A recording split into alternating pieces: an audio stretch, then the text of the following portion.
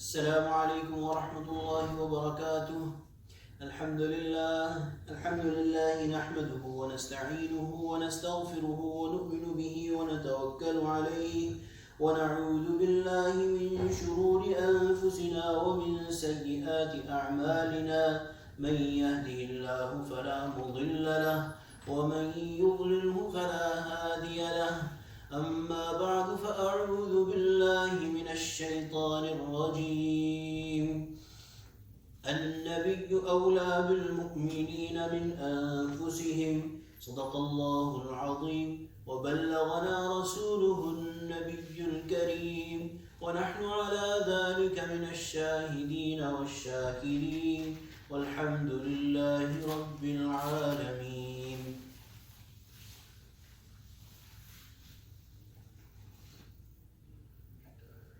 My dear respected listeners, it is a mercy of Allah subhanahu wa ta'ala that He permits us to come to the houses of Allah subhanahu wa ta'ala. If Allah subhanahu wa ta'ala did not permit us, it would not have been possible for us.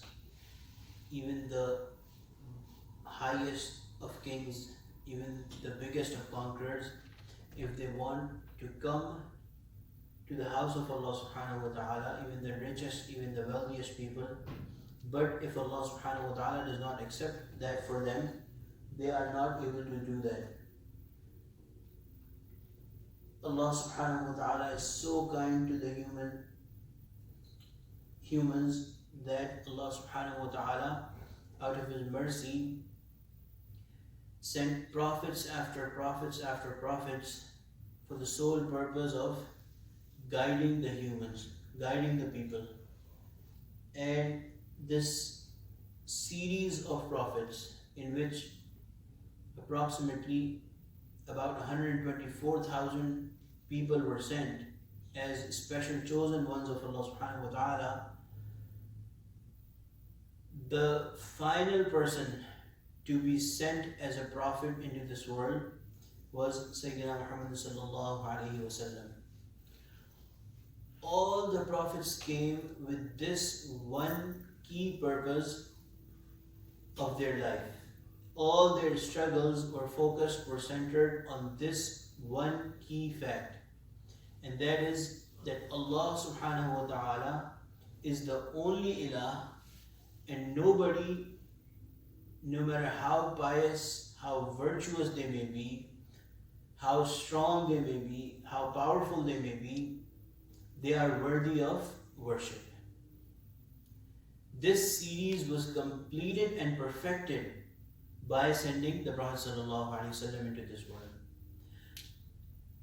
The Prophet ﷺ, may me, my family, and everyone be sacrificed upon him, upon his honor.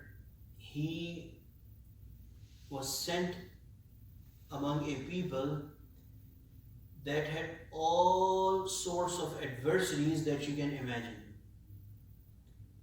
The environment that the Prophet ﷺ had to work in was as challenging as you can imagine and beyond. The Prophet ﷺ's own family turned against him. His people turned against him, all the people around him. So much so that they restricted food upon him. For 3 years, the Prophet ﷺ with his people was restricted in a place where he ﷺ did not even find leaves to eat and to survive. The Prophet ﷺ, on the other hand, was given the option by the kuffar that they will give him everything that he demands. If he wanted women, they will give him women, the best and the most beautiful. If he wanted wealth, they will give him all their wealth. If he wanted government, they would make him their unquestionable leader. The Prophet ﷺ, the only condition that they presented before the Prophet ﷺ was to give up his teachings. Give up teaching that Allah is the only ilah and that you are the final true prophet of Allah subhanahu wa ta'ala. The Prophet ﷺ responded by saying that if they give me the moon on one hand, if they give me the sun on the other, things that are obviously beyond their control, even if they go to that strength, that length, I will still not give up the da'wat, the mission that I have been given, this message of La ilaha illallah. And the Prophet ﷺ faced every single thing. His family members were killed in this cause. He had to go days upon days with hunger. His people were tortured, he was himself tortured. His life was made extremely difficult.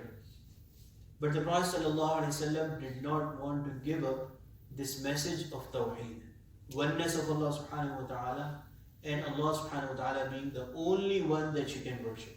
This is the whole point of the life of the Prophet ﷺ and the whole point of the lives of all the Anbiya, all the prophets that were sent before him.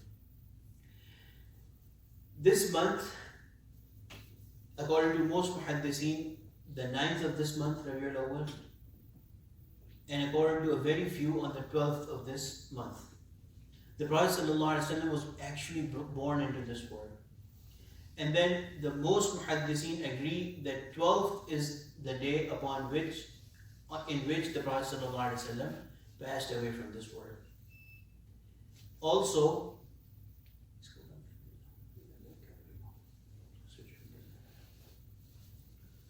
this is the month in which the Prophet ﷺ was given wahi for the first time. Sayyidina Jibreel alayhi salam came to the Prophet ﷺ and met him in the cave of Hira in this month. Unfortunately, with the passage of time, with the time of the Prophet ﷺ becoming further and further away from where we are living in today, and because of our distance from the knowledgeable people, the people of knowledge, who have understood the true message and practice of the life of the Prophet ﷺ, we have made this month, we have associated this month with so many things that go directly against the very teachings and the whole purpose of the life of the Prophet ﷺ. So imagine a person is walking around in the streets of Makkah with his life on his hand. He knows that he can be killed at any time. His people have suffered so much, all for the purpose of delivering securely this message of Tawheed and Islam, this message of none being worthy of worship except Allah subhanahu wa ta'ala, to me and you, to the people that will come to the end of this world. And these people living in today's world are doing the exact opposite of the teachings of the Prophet ﷺ. When the Prophet ﷺ has said that none is worthy of worship except Allah subhanahu wa ta'ala, that means no graves can be worshipped. That means no people living or dead can be worshipped, no matter how pious, how virtuous they may be. This is the whole point of the life of the Prophet ﷺ. If you go to Medina, may Allah subhanahu wa ta'ala take us all there, the love of the Prophet ﷺ is part of our iman. Our iman, our faith is not complete without the love of the Prophet ﷺ. Similarly, the love of the city of the Prophet ﷺ is also part of our iman. But when you go there and you see, and similarly those people who take the name of the love of the Prophet ﷺ all across the world, you see them doing things that go in starkly against the teachings of the Prophet ﷺ. With my own eyes, I have seen, may Allah subhanahu wa ta'ala protect us all and educate us all, people making sajda towards the grave of the Prophet ﷺ. With my own eyes, I have seen people making sajda to the graves of the people that they consider pious. My dear respected brothers, this is not what the Sahaba died for. This is not what the Prophet ﷺ was sent into this world for. Imagine how hurtful it would be for the Prophet ﷺ when we do these kind of things.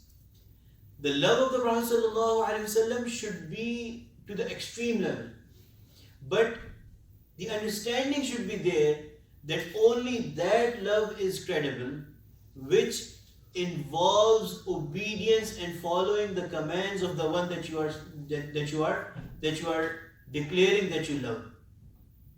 This is the condition of the love of the Prophet sallallahu alaihi wasallam, and this is the condition of the love of Allah subhanahu wa ta'ala. قُلْ إِن كُنتُمْ تُحِبُّونَ اللَّهَ فَاتَّبِعُونِي يُحْبِبْكُمُ اللَّهُ. Say, if you claim to love Allah subhanahu wa ta'ala, follow me, Allah subhanahu wa ta'ala will love you. Follow my example and Allah will love you. So my dear respected brothers, if in the name of the Prophet sallallahu alaihi wasallam we are recruiting ignorant people who do not have a lot of exposure to deen, and we are encouraging them to do things that go against the teachings of the Prophet sallallahu alaihi wasallam from the country that I come from Pakistan. I'm pretty sure in that part of the world, in other countries as well. And this jihalat or ignorance is actually spread across the world. That people think that they are doing something for the love of the Prophet ﷺ on this day, especially the 12th of Rabi Awwal. They will be cutting cakes. My dear respected brother, to celebrate birthday of a pious person is the way of the Christians. They celebrate the birth of Sayyidina Isa alayhi salam. Yes, they call him a God or whatever, the son of God. That's with them. But if you compare, this was invented by them. That they made it a day where they celebrate. Islam has given us two Eid. The Prophet ﷺ has given us two Eid, and those are very distinct from the days that we may innovate, that we may invent on our own selves. To call this day Eid, and you won't believe it, but I've come across people who would say this is an even bigger Eid than those two other Eids. Imagine the Prophet ﷺ is declaring those 2 days, Eid al-Fitr and Eid al-Adha Eid, and in the love of that same person, you are negating his teachings, you are denying his teachings, and you are saying that Na'uzubillah, whatever he said, it does not hold any value, and what we are calling Eid of our own understanding is the actual Eid. May Allah subhanahu wa ta'ala protect us. The problem is that we do not connect ourselves with the true ulama. We do not connect ourselves with the people who are knowledgeable of the Quran and the Sunnah. The Prophet sallallahu alaihi wasallam, where in his whole life, in the lives of the Sahaba, there was, at the time of the death of the Prophet sallallahu alaihi wasallam, the passing away of the Prophet sallallahu alaihi wasallam from this world, it is estimated that there was almost over 120,000 Sahaba. Where in the lives of any single one of them can anybody show that this day was celebrated in particular, that this day was declared a Eid, that this day was set aside for celebration? None of the Sahaba ever did it. They lived for so many years after the Prophet ﷺ. If you think that this day became a thing of Na'uzubillah celebration after the passing away of the Prophet ﷺ, this is not proven by the Sahaba. If you begin innovating things in deen, then there is no end to it. Your deen will keep on evolving, and Na'uzubillah min dhalik, the Prophet ﷺ, as the words of the Prophet ﷺ, كُلُّ بِدْعَةٍ ضَلَالَةٍ وَكُلُّ ضَلَالَةٍ فِي النَّارِ.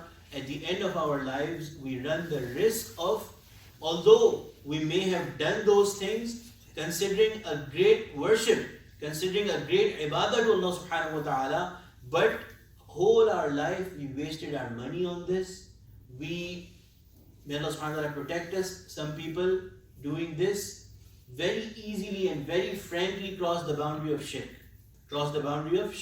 Associating partners with Allah subhanahu wa ta'ala, raising the status of the Prophet sallallahu alaihi wasallam equal to the level of Na'udhubillah, Allah subhanahu wa ta'ala himself, directly asking him or directly asking at his grave, Na'udhubillah, asking the Prophet sallallahu alaihi wasallam for things. These things Allah subhanahu wa ta'ala has clearly commanded that when you need something, ask me. Allah subhanahu wa ta'ala is the only one who can be asked for something directly. May Allah subhanahu wa ta'ala give us understanding of our deen. May Allah subhanahu wa ta'ala bring us upon the mission of the Prophet sallallahu alaihi wasallam.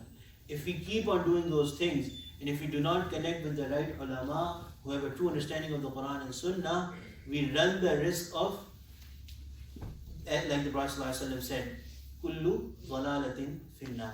We run the risk of wasting all our worship, everything that we've done in this life, and we've worked hard, and we are thinking that it is ibadah to Allah subhanahu wa ta'ala. It is something that is lovable in the sight of the Prophet sallallahu alaihi wasallam. And on the day of judgment, may Allah subhanahu wa ta'ala protect us. We are going to find out that all of that not only has gone to waste, but it has become a source of punishment on the day of judgment in the eyes of Allah subhanahu wa ta'ala. May Allah subhanahu wa ta'ala protect us all. Wa akhiru da'wana alhamdulillahi rabbil alamin. Brothers who have prayed the sunnah, they do sunnah.